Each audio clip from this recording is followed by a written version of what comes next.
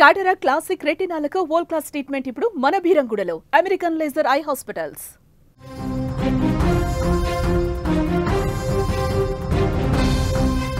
Breaking news చూస్తున్నాం. తెలంగాణలో మళ్లీ వర్షాలు షురూ కాబోతున్నాయి.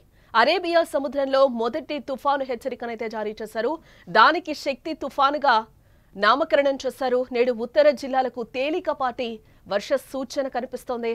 హైదరాబాద్ లో సాయంత్రం చిరుజల్లులు కురిసే అవకాశం కూడా కనిపిస్తూ ఉంది. అలాగే ట్రాఫిక్ జామ్లపై పోలీసులు హెచ్చరికలను అయితే జారీ చేయడం జరిగింది.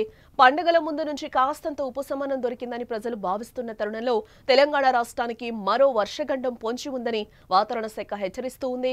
ఆగ్నేయ బంగాళాఖాతంలో ఉపరితల ఆవర్తనం ఏర్పడటంతో పాటు దానికి తోడు అరేబియా సముద్రంలో శక్తి తుఫాను దూసుకు వస్తూ ఉండటంతో అక్టోబర్లోనూ వానల బాధ తప్పేలా ఇక్కడ కనిపించడం లేదు. ఈ సంవత్సరం అరేబియా సముద్రంలో ఏర్పడిన తొలి తుఫాన్ను శక్తి తుఫానుగా నామకరణం చేయడం జరిగింది. ప్రస్తుతం ఇది గుజరాత్ తీరానికి దూరంగా ఉంది. 24 గంటల్లో ఇది తీవ్ర తుఫానుగా మారే అవకాశం ఉందని కూడా అధికారులు సూచిస్తూ ఉన్నారు.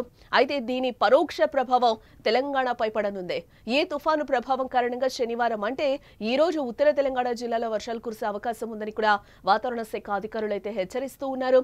ముఖ్యంగా ములుగు, భూపాలపల్లి, భద్రాద్రి కొత్తగూడెం, ఉమ్మడి వరంగల్, అలాగే సూర్యాపేట, మంచిర్యాల, ఆసిఫాబాద్ వంటి ప్రాంతాల్లో ఉరుముల మెరుపులతో కూడిన మోస్తరు వర్షాలు పడతాయని కూడా నిపుణులు అంచనా వేస్తూ ఉన్నారు.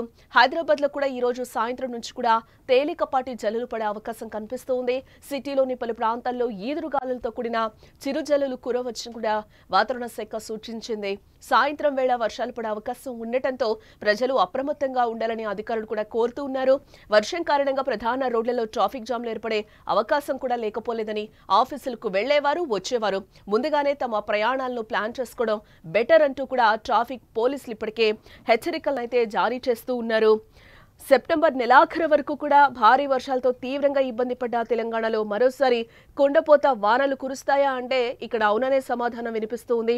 ఇందుకు కారణం అరేబియా సముద్రం దిశగా దూసుకొస్తున్న శక్తి తుఫాన్. దీని ప్రభావం తెలుగు రాష్ట్రాల మీద ఏ మేరకు ఉండబోతోంది? నేడు తెలంగాణలో వర్షాలు కురిసేటట్లుగా కూడా మనకి కనిపిస్తోంది. అలాగే పండుగ ముందు రోజు నుంచి కూడా తెలంగాణలో వర్షాలకు బ్రేక్ పడిందని చెప్పుకోవచ్చు.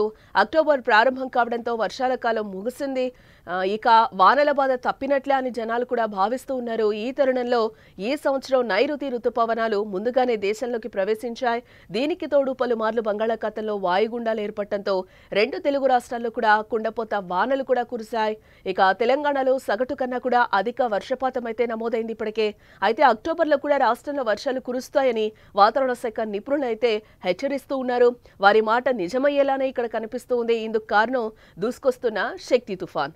అరేబియా సముద్రంలో ఏర్పడబోయే ఈ మొదటి తుఫాను ప్రభావం తెలుగు రాష్ట్రాల మీద ఉండనుంది. దేశ పశ్చిమ తీరం వైపుగా సైక్లోన్ శక్తి దూసుకు వస్తూ ఉంది. ఈ సంవత్సరం అరేబియా సముద్రంలో తొలి తుఫాను ఏర్పడబోతుందని వాతావరణ శాఖ కూడా ఇప్పటికే ప్రకటించింది.